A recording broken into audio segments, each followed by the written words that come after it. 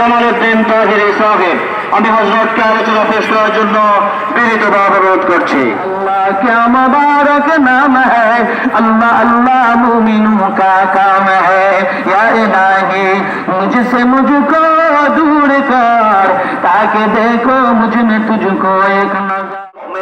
খলিফাতুল মুসলিমের কথা শুনেছি, আমাদের বড় সৌভাগ্য, আমাদের সন্তানদের বড় সৌভাগ্য, এই জাতির বড় সৌভাগ্য, কমলনগর লক্ষ্মীপুরের বড় সৌভাগ্য। আমরা আমিরুল মুমিনিনের একজন জিন্দা প্রতিচ্ছবি আল্লামা খালেদ সাইফুল্লাহকে দেখেছি। কোন কথা ঠিক কি নয়? একজন চেয়ারম্যান, উপজেলা চেয়ারম্যান যদি প্রত্যেকটা ইউনিয়নের প্রত্যেকটা উপজেলায় বসতে পারে, বাতিলকে, সন্ত্রাসদারীকে, দুর্নীতিবাজদারীকে চোখ রাঙিয়ে কথা বলতে পারে, কোন কথা ঠিক কি নয়?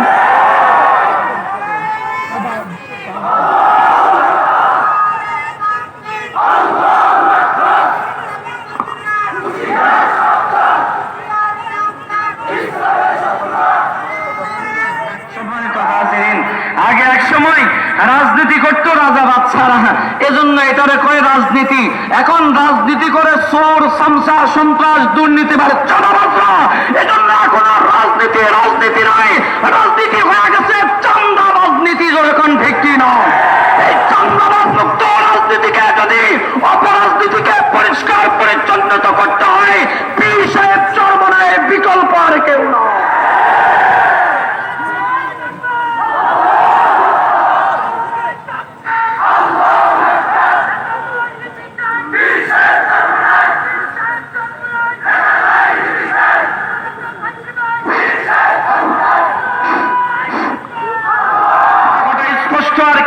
পরিষ্কার জানিয়ে দিতে চায়, নতুন জুলাই আগস্টে বিপ্লব হয়েছে, নতুন করে বাংলাদেশ স্বাধীন হয়েছে, কোন চাঁদাবাজার লুটেরাদের হাতে তুলে দেওয়ার জন্য নয়। আগামীর বাংলাদেশ হবে ইসলামের বাংলাদেশ, আগামীর বাংলাদেশ হবে কোরআনের বাংলাদেশ, আগামীর বাংলাদেশ হবে মুসলমানের বাংলাদেশ। এই বাংলাদেশে নাস্তিক আর বেঈমানদের ঠাঁই নয়, হবে না, হবে না, হবে না। নারী কমিশন নামে একটা রাষ্ট্র বেঈমান কমিশন দিয়া এদেশের নারীদেরকে আবারও রাস্তায় নামাতে চায়। এটা এদেশের বাংলাদেশের মুসলমান কখনো মানবে? अल्लाह আমাদেরকে কবুল করেন। सुनो दिल से जरा वक्त पर कर लो नमाज अपनी अदा, वक्त आए जिस घड़ी पर लो नमाज, याद हक से हो ना हरगिज बेनियाज। मकुर चुस्ती नमाज पंजगाना फवैलुल लिल मुसल्लिन अल्लाযিনা। ও আমার যুবক ভাইরা, এই প্রেমের ঘটনা দিয়া আমি তোমাদেরকে মানতে প্রেমিক বানাইতে চাই। সর্বশেষ এই কথা দিয়া ছোট্ট আলোচনার দ্বারা আমি তোমাদেরকে মালিকের সাথে সম্পর্ক করাইতে চাই।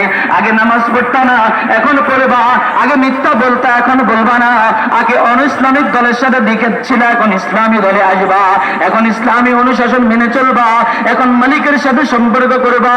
কে কে আছো একটু মালিককে দুটা হাত তুলে দেখাও। আল্লাহ কবুল করেন, জোরে কোন আমিন।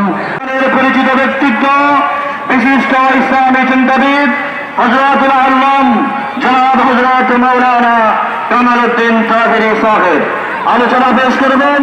জনাব হযরত মাওলানা কামালউদ্দিন তাহেরি সাহেব, আমি হযরতকে আলোচনা পেশ করার জন্য বিনীতভাবে অনুরোধ করছি।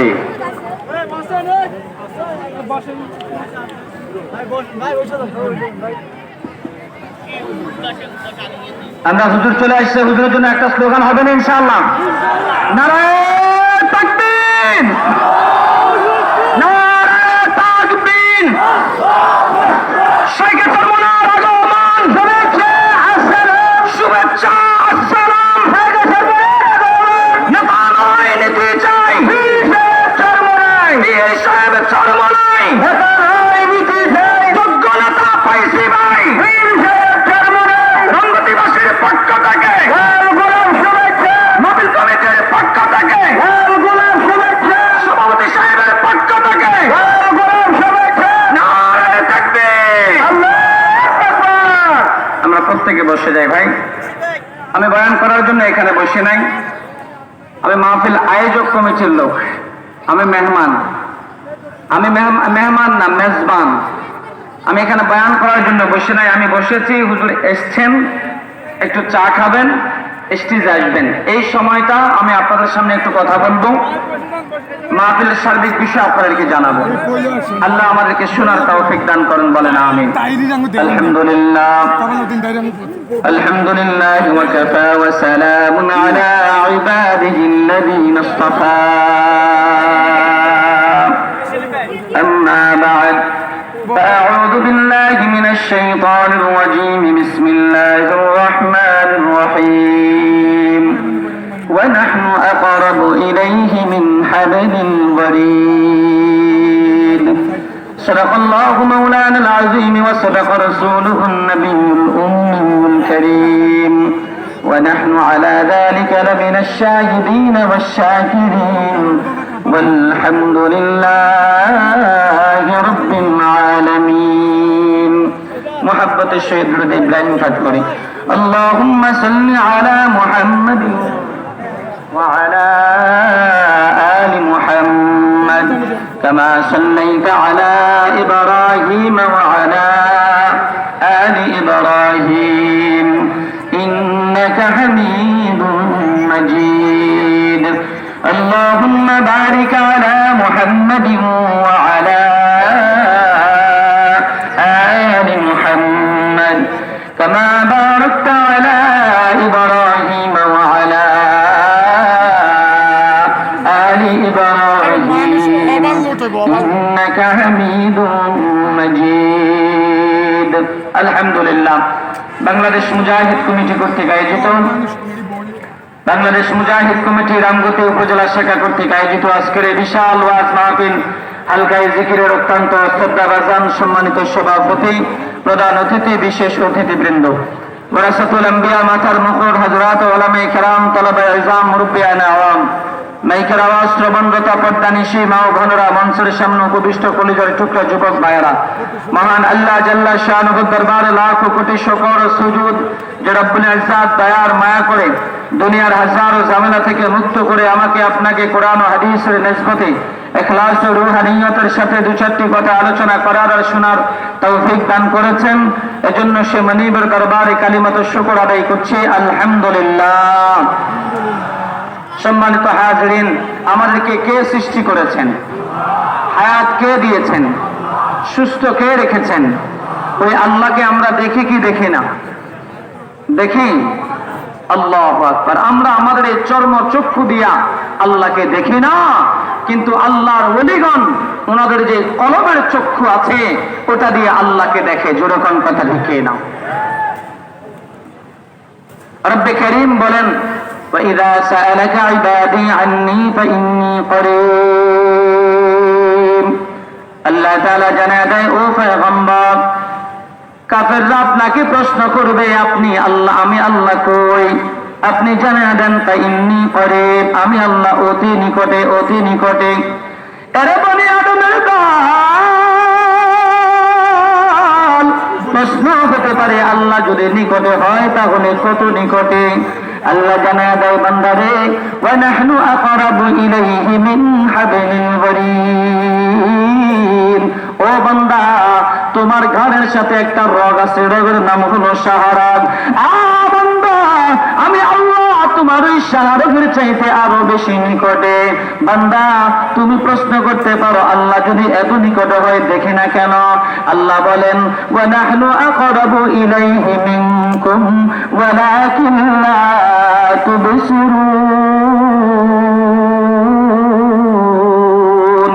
আল্লাহ তাআলা জানা দেয়, এর বান্দা,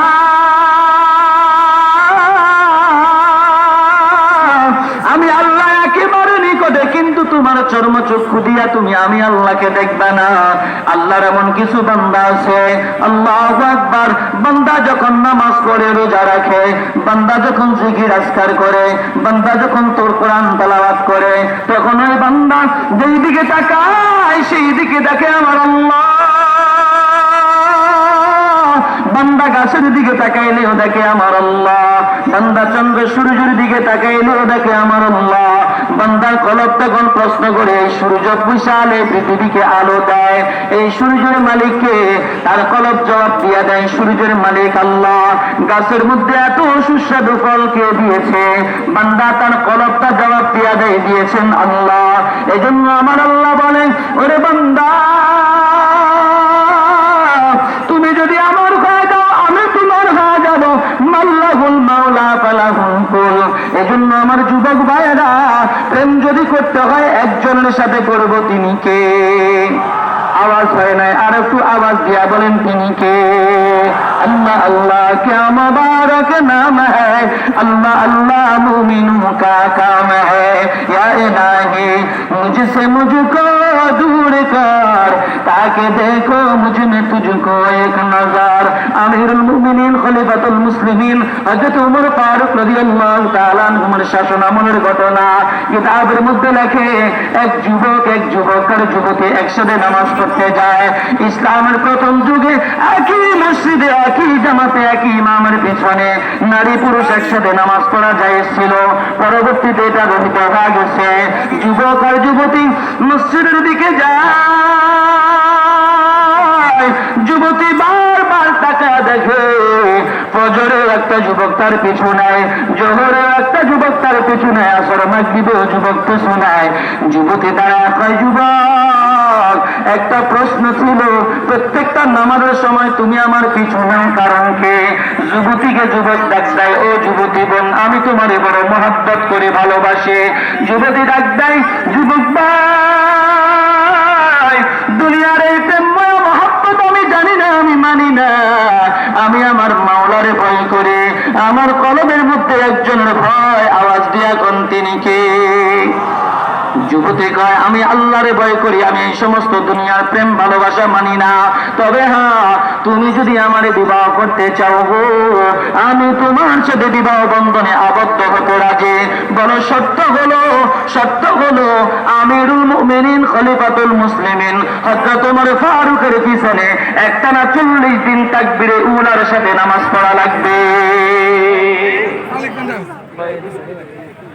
আর জোরে কোন, 40 দিন তাকবীরে উলার সহিত নামাজ পড়া লাগবে। আর আমাদের দেশের যুবকেরা, ওরা দেখে টাকা আছে কিনা, বাড়ি গাড়ি আছে কিনা, ও কোন দলের ক্যাডার না কুডুর, এগুলা দেখে বিবাহের ব্যবস্থা করে। ইসলাম বলে, তোমার সন্তানকে বিবাহ দিবা, ছেলেকে বিয়ে করাবা, মেয়েকে বিবাহ দিবা, আগে ইসলাম আছে কিনা সেটা দেখো। ইসলাম দেখে যদি ছেলেকে বিবাহ করাইতে পারো, কন্যাকে বিবাহ করাইতে পারো, অর্থনৈতিক সংকীর্ণতা থাকলেও সংসারটা সুখে ভরে যাবে। যেরকম ঠিক কি না? টাকা পয়সা বিবাহ করায়, স্বামী স্ত্রীকে খুন করে, স্ত্রী স্বামীকে খুন করে। যেরকম কথা লিখিয়ে দাও। আমিরুল মুমিনিন শাসন আমলের অবস্থা, আমিরুল মুমিনিন খলিফাতুল মুসলিমিন, আল্লাহু আকবার। আমরা আমিরুল মুমিনিন খলিফাতুল মুসলিমের কথা শুনেছি। আমাদের বড় সৌভাগ্য, আমাদের সন্তানদের বড় সৌভাগ্য, এই জাতির বড় সৌভাগ্য, কমলনগর লক্ষ্মীপুরের বড় সৌভাগ্য। আমরা আমিরুল মুমিনিনের একজন জিন্দা প্রতিচ্ছবি আল্লামা খালেদ সাইফুল্লাহকে দেখেছি। এরকম কথা ঠিক না?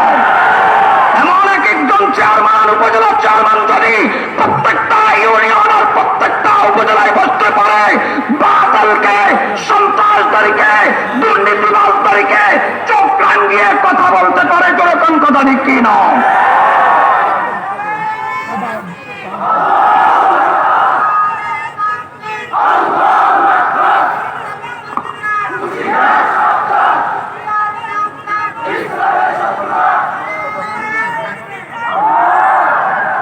সম্মানিত হাজিরিন, আগে এক সময় রাজনীতি করতো রাজা বাদশারা, এজন্য এটারে কয় রাজনীতি। এখন রাজনীতি করে চোর, সামসা, সন্ত্রাস, দুর্নীতিবাজ, চাঁদাবাজরা। এজন্য এখন আর রাজনীতি নয়, রাজনীতি হয়ে গেছে চাঁদাবাজ নীতি। যখন ঠিক কি নয়, এই চাঁদাবাজ মুক্ত রাজনীতিকে যদি অপরাজনীতিকে পরিষ্কার পরিচ্ছন্নত করতে হয়, পীর সাহেব চরমনায় বিকল্প আর কেউ নয়।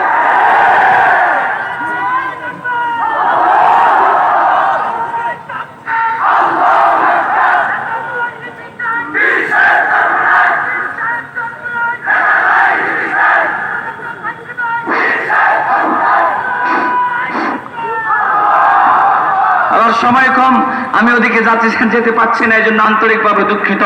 তবে একটা কথা স্পষ্ট আর ক্লিয়ার পরিষ্কার জানাইয়া দিতে চাই, নতুন জুলাই আগস্টে বিপ্লব হয়েছে, নতুন করে বাংলাদেশ স্বাধীন হয়েছে, কোন চাঁদাবাজ আর লুটেরাদের হাতে তুলে দেওয়ার জন্য নয়।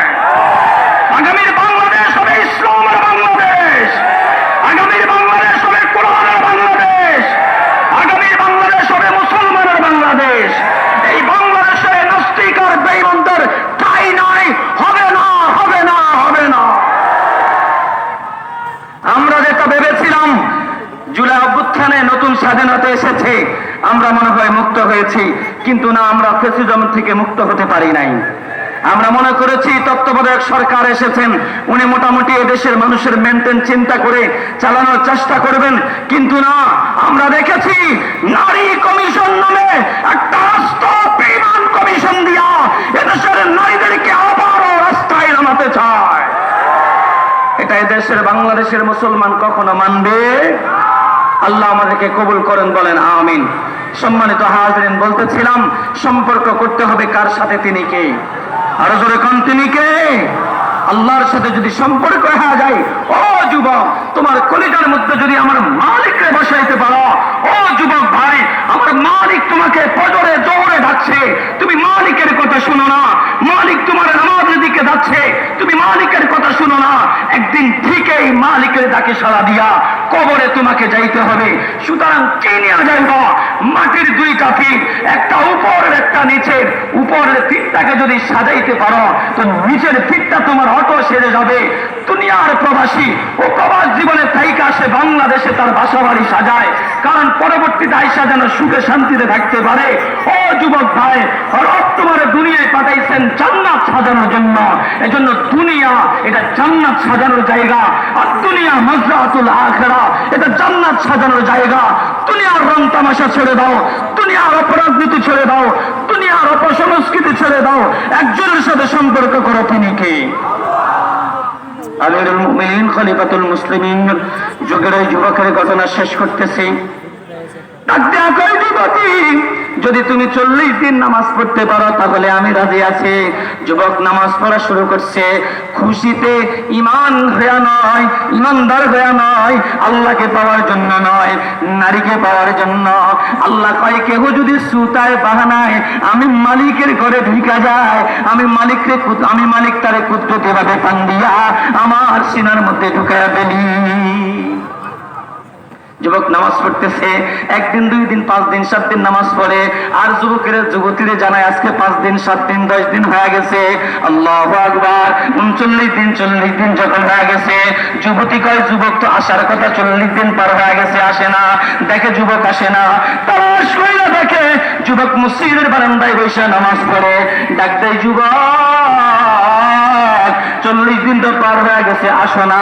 বলে, ও যুবতী বোন, তোমার প্রেমে আমি মজেছি, তোমার সাথে আমি ভালোবাসা করছি, সিনার মধ্যে তোমার জায়গা দিতে চাইলাম, কিন্তু তুমি এমন একজনের সাথে আমার প্রেম লাগাইয়া দিছ, এমন একজনের সাথে আমার কালেকশন লাগাইয়া দিছ, এখন তার সাথে আমার প্রেম চলে, এখন সকাল বিকাল ফজর জোহর আসর মাগরিব এশায় তার সাথে আমার প্রেম চলে, আমার কলিজার মধ্যে আর কোনো জায়গা খালি নাই, আমি এখন প্রেম যদি করতে হয় শুধু তার সাথেই করব।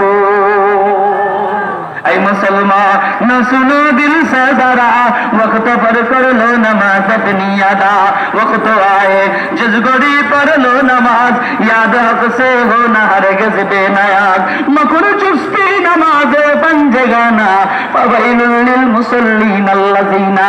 ও আমার যুবক ভাইরা, এই প্রেমের ঘটনা দিয়া আমি তোমাদেরকে মানবীয় প্রেমিক বানাইতে চাই। সর্বশেষ এই কথা দিয়া ছোট্ট আলোচনার দ্বারা আমি তোমাদেরকে মালিকের সাথে সম্পর্ক করাইতে চাই। আগে নামাজ পড়তা না, এখন পড়বা, আগে মিথ্যা বলতা, এখন বলবা না, আগে অনইসলামিক দলের সাথে দিকে ছিল, এখন ইসলামী দলে আসবা, এখন ইসলামী অনুশাসন মেনে চলবা, এখন মালিকের সাথে সম্পর্ক করবা।